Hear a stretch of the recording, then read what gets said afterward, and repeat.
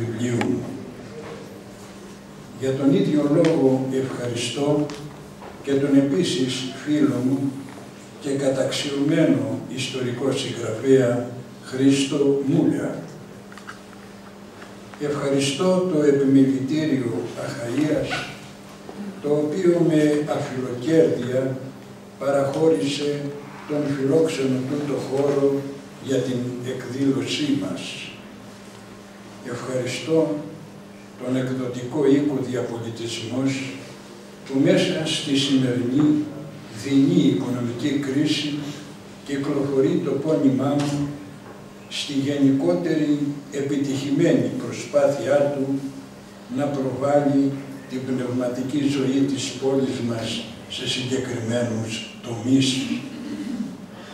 Ευχαριστώ τέλος τον Περιφερειάρχη Απόστολο Κατσιπάρα, τον Βουλευτή Βασίλη Χατζηλάμπρου, τον Δήμαρχο Ανδρέα Καράβολα, τον Δημοτικό Σύμβουλο Νίκο Τζανάκο και όλους εσάς γενικά για την πολύτιμη για μένα παρουσία σας.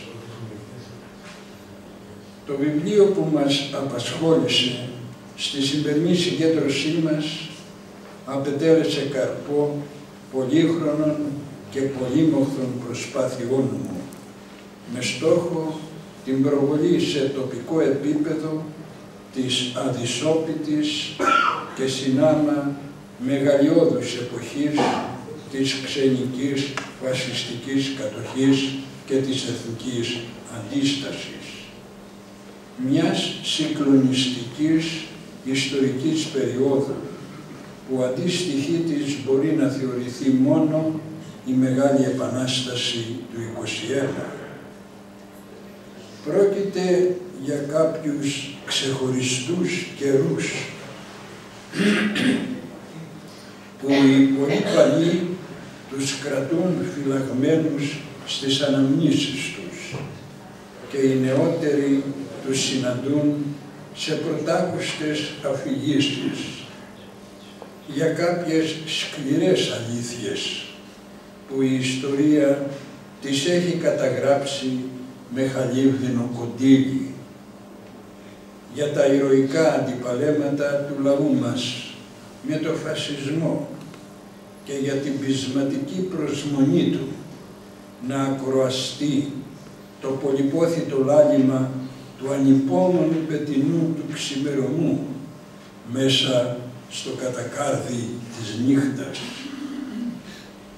Πρόκειται για 3,5 χρόνια μόνο, που επιβάλλουν ωστόσο με το ξεχωριστό βάρος τους την υπευθυνότητα, την ακρίβεια και την αντικειμενικότητα του ιστοριογράφου. Το τελευταίο μάλιστα τούτο πρέπει να τονιστεί ιδιαίτερα, αν ληφθεί υπόψη ότι σε ένα πολύ σημαντικό μέρος τους ελληνικές αλλά και ξένες ιστορικές μελέτες που εκδίδονται σήμερα αποτελούν κατά βάση εγχειρίδια μονόπλευρων αναφορών και λαθολογίας, γεμάτα από εμπαθείς ή τουλάχιστον αβασάνιστες επικρίσεις. Εκείνοι ωστόσο οι αλυσμόνητοι καιροί δικαιούνται καλύτερης αντιμετώπισης.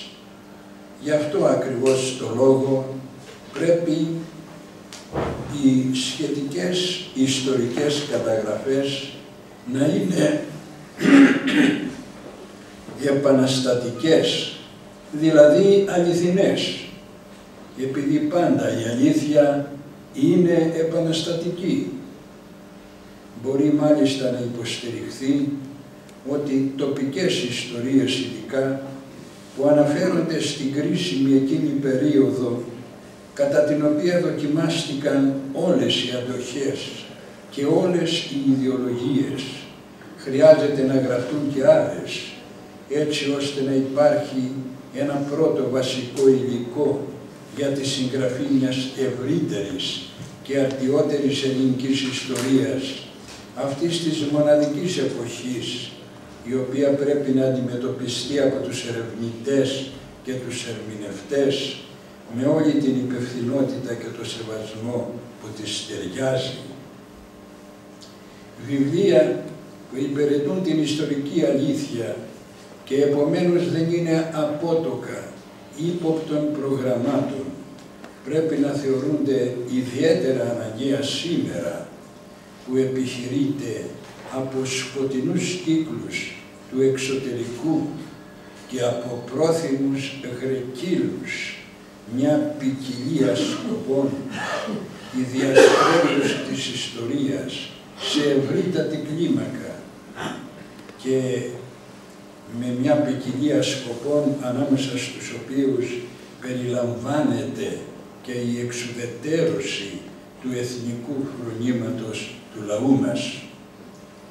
Μέσα στη γενική κρίση του κεφαλαιοκρατικού συστήματος, η επιχείρηση της διαστρέβλωσης αυτής, που τη διακρίνει βαρβαρική βαναυσότητα και χυδαία εθελοδουλεία, είναι ασφαλώς ευεξήγητη.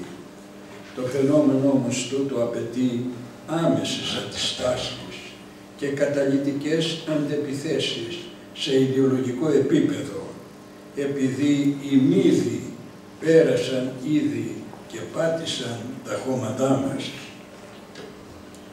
Θα μου επιτραπεί να τελειώσω τη μικρή αναφορά μου με την ανάγνωση ενός αποσπάσματος από τις αναμνήσεις του καπετάν Κρόνου, όπου μνημονεύεται ο τερματισμός της πικρής υποχώρησης του λαϊκού στρατού μετά τον ηρωικό Δεκέμβρη του 1944, με αυτά τα λόγια: «Οι αντάρτες του 12ου Συντάγματος του Ελλάς, με σιδερένια πειθαρχία, με σφιγμένα δόντια και γροθιές, αλλά και με ακλόνητη την πίστη τους στο δίκαιο του αγώνα, διαβαίνουν ρουμάνια και βουνά, περνούν κατεβασμένα ποτάμια και διάσελα με μισό μέτρο χιόνι και φτάνουν κάποτε στην Αντρίτσενα, σακισμένοι από την πορεία.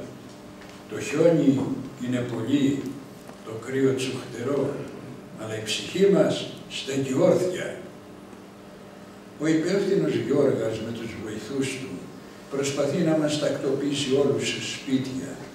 Το συνταγματάρχη Αγγελάτο τον στέλνει στο σπίτι που ήταν ο Γεροβλάσης και εμένα με 2 αντάρτες του φρουραρχείου σε ένα άλλο σπίτι που έμενε μια γριά με τη μικρή της εγώνα.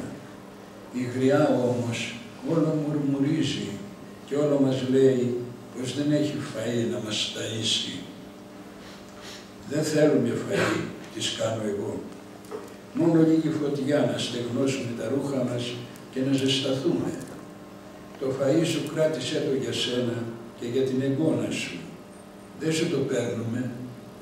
Εμείς οι Αλασίτες δεν βγήκαμε στο βουνό για να πάρουμε από το λαό, βγήκαμε για να δώσουμε. Και πολλοί από εμάς δώσανε και τη ζωή τους ακόμα». Η γριά ανάβει τότε τη φωτιά και μαζευόμαστε σιωπηλοί στο παραγόνι. Και καθώς περνάει η ώρα, σαν να γλυκαίνουν όλα γύρω μας και σαν η ίδια η γριά να μας κοιτάζει τώρα με κάποια καλοσύνη, ύστερα σηκώνεται ξαφνικά, χωρίς καθόλου να μιλήσει, βάζει τσουκάλι στη φωτιά και αρχίζει να μαγειρεύει. Την άλλη ημέρα έρχεται ο υπεύθυνος να μας πάρει από το σπίτι, να πάμε αλλού να κονέψουμε. Μα η γριά τώρα δεν θέλει. Ζητά να μας κρατήσει στο δικό της το σπίτι όσο καιρό χρειαστεί. Κι εγώ, καθώς την ακούω, σκέφτομαι πως χτες το βράδυ δόθηκε μέσα σε τούτο το σπίτι μια αλλιώτικη μάχη, πως δόθηκε και πως κερδίθηκε, όπως εκείνες οι άλλες μάχες με τους ξένους και με τους ντόπιους φασίστες, και πως τούτη τη γυναίκα που μόλις την περασμένη νύχτα μας εχθρευόταν, την έχουμε σήμερα πια κερδισμένη, πως είναι κατά κάποιο τρόπο και του λόγου της ενταγμένη μέσα στις μεγάλες φάλαγγες του λαού.